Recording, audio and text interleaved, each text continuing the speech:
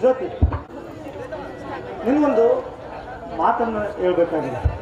ಅದನ್ನು ನೀನು ನಡ್ಸ್ಕೊಡ್ತೀಯ ಜ್ಯೋತಿ? ಅದೇನಂತ ಹೇಳು ಸೂರ್ಯ. ಜ್ಯೋತಿ, ನನ್ನಿಬ್ಬರು ತಮ್ಮಂದಿರು ನನ್ನ 2 ಕಣ್ಣುಗಳಿದ್ದಾರೆ. ಒಂದು ವೇಳೆ ಅವ್ರೇನಾದರೂ ತಪ್ಪುಗಳನ್ನು ಮಾಡಿದ್ರೆ ಅವರನ್ನ ಕ್ಷಮಿಸಿ ಆ ತಪ್ಪುಗಳನ್ನು ಹೊಟ್ಟೆಗೆ ಹಾಕೊಂಡು ನಮ್ಮ ಮಕ್ಕಳಂತೆ ನೋಡ್ಕೋತೀಯಲ್ಲ. ಸೂರ್ಯ, ನಂದನವರ ತರ ಇರೋ ನಿಮ್ ಮನೇಲಿ ನಾನ್ ಕಾಲಿಟ್ ಕೂಡ್ಲೆ ಶಾಂತಿ ನೆಮ್ಮದಿ ಎಲ್ಲ ತುಂಬೋ ಹಾಗೆ ನೋಡ್ಕೋತೀನಿ ಸೂರ್ಯ. ಜ್ಯೋತಿ, ಈ ನಿನ್ನ ಮಾತುಗಳನ್ನು ಕೇಳಿ ತುಂಬಾ ಖುಷಿ ಆಯ್ತು. ಈಗ ನನಗೆ ಕೆಲಸ ನಾನು ಬರ್ತೀನಿ ಜ್ಯೋತಿ. ಓಕೆ.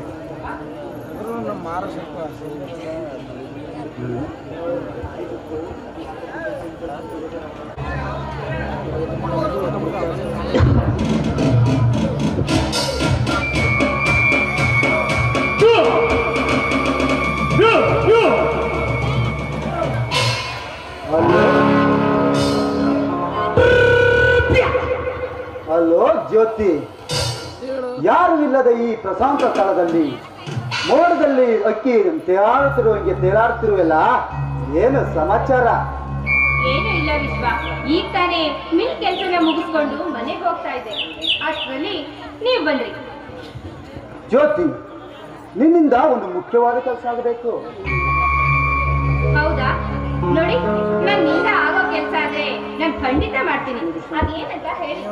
ನೋಡು ಜ್ಯೋತಿ, ನಾನು ಬಯಸಿದ ಲಕ್ಷ್ಮಿ ನನ್ನ ಬದಲಾಗಿ ನನ್ನ ತಮ್ಮನನ್ನು ಕೈ ಹಿಡಿದಳು.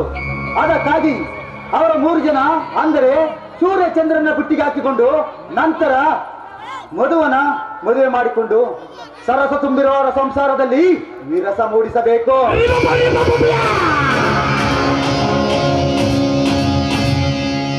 No no never. ಇಲ್ಲ, ಇದು ನನ್ನಿಂದ ಸಾಧ್ಯ ಇಲ್ಲ. ಮನೆ ಹೊಡೆಯೋ ಬುದ್ಧಿನ ಮಾಡೋದಕ್ಕೆ ನನ್ನಿಂದ ಸಾಧ್ಯ ಇಲ್ಲ. ಹಾಗಾದರೆ ಈಗಲೇ ಕಟ್ಟು ನಿನ್ನ ಗಂಟು ಮೂಟೆಯನ್ನ. ಈ ಕೆಲಸಕ್ಕೆ ಬೇರಣ್ಣ ನಾನು ಎನ್ಸ್ಕೊತೀನಿ. ಬೇಡ ವಿಶ್ವ, ಬೇಡ. ಈಗ ನನಗೆ ಹಣದ ಅವಶ್ಯಕತೆ ತುಂಬಾನೇ ಇದೆ. ಹಾಗೆ ಹೇಳ್ಬೇಡ.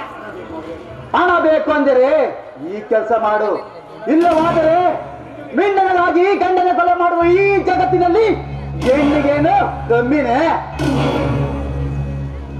ಅಯ್ಯೋ, ಈಗ ತಾನೇ ಸೂರ್ಯನ್ಗೆ ನಿಮ್ ಮನೆ ಒಡೆಯೋದಿಲ್ಲ, ನಂದನ್ ಗೋಕುಲ ತರ ನೋಡ್ಕೋತೀನಿ ಅಂತ ಈಗ ತಾನೇ ಆಣೆ ಮಾಡ್ಬಿಟ್ಟು ಬಂದಿದ್ದೀನಿ. ಆದ್ರೆ ಈಗ ಮನೆ ಒಡೆಯೋ ಕೆಲಸನ ನಾನೇ ಹೇಗ್ ಮಾಡ್ಲಿ? ಅಯ್ಯೋ ದೇವ್ರೆ, ನನ್ನನ್ನು ಎಂತ ಪರಿಸ್ಥಿತಿಗೆ ತಂದೊಡ್ಡಿದೀಯಾ? ಜ್ಯೋತಿ, ಯಾವ ನಿರ್ಧಾರಕ್ಕೆ ಬಂದೆ? ನೀವ್ ಹೇಳಿರೋ ಕೆಲಸನ ನಾನು ಮಾಡೋದಕ್ಕೆ ಒಪ್ಕೊಂಡಿದ್ದೀನಿ. ಈಗ ನನಗೆ ಹಣದ ಅವಶ್ಯಕತೆ ತುಂಬಾನೇ ಇದೆ. ಜ್ಯೋತಿ, ಯಾರೂ ಇಲ್ಲದ ಈ ಪ್ರಶಾಂತ ಸ್ಥಳದಲ್ಲಿ ನವಿಲಿನಂತೆ ನರ್ತಿಸಿ ನನ್ನ ಮನದಾಳವನ್ನು ಲಿಖಿಸುವೆ.